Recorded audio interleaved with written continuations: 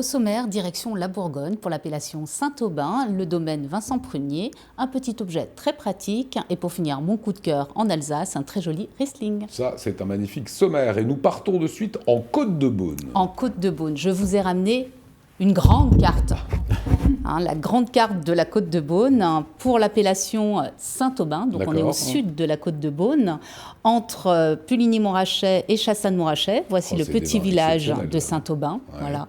Petit village de Saint-Aubin qui fait partie des 17 communes qui ont son appellation. Donc appellation Saint-Aubin village et Saint-Aubin premier cru, pas de grand cru sur Saint-Aubin, en rouge et en blanc.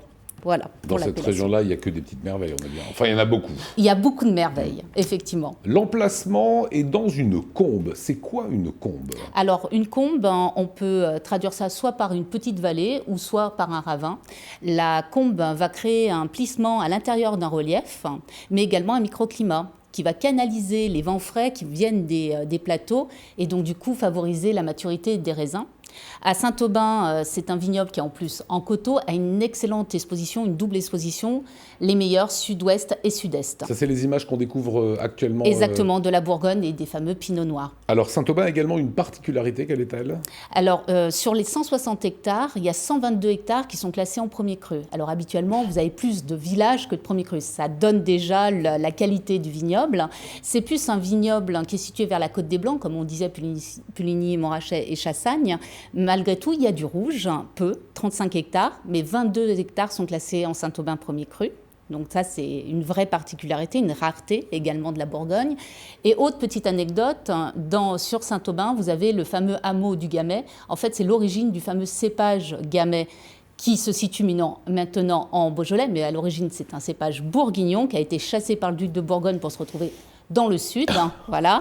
Il est encore utilisé en Bourgogne sur une appellation qui est l'appellation passe-tout-grain, passer tous les grains, en association, en assemblage, en cépage, pas en vin fini, de Pinot Noir et de Gamay. Vous avez vu comme elle vous écoute religieusement, Julie et Léonie? C'est ça. Impressionnant, hein.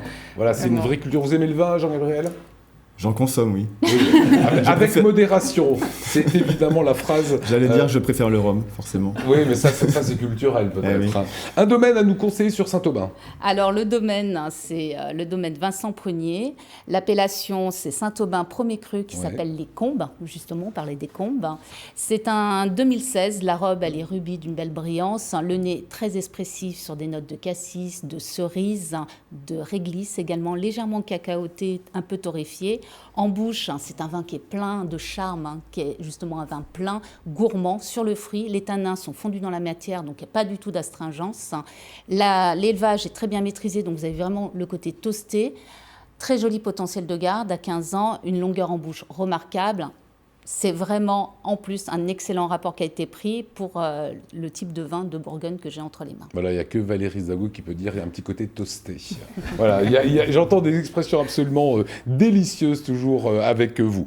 L'objet de la semaine tient dans votre main. Il est tout petit. Alors bougez pas qu'on fasse un gros plan dessus. De ce petit objet. Donc il est en inox brossé, je donne déjà la matière. Voilà. Pratique, esthétique. Jean-Gabriel? Je pense que c'est un rapport avec le vin. Oui. Ça sert à reboucher des bouteilles? Alors, ça ne rebouche pas les bouteilles. En fait, c'est un bouchon verseur.